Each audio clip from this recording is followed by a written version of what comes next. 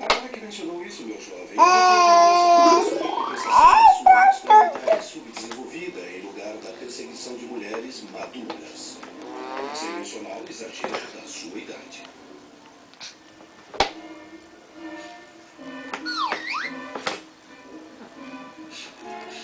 Ele disse que só fala na presença de uma advogada.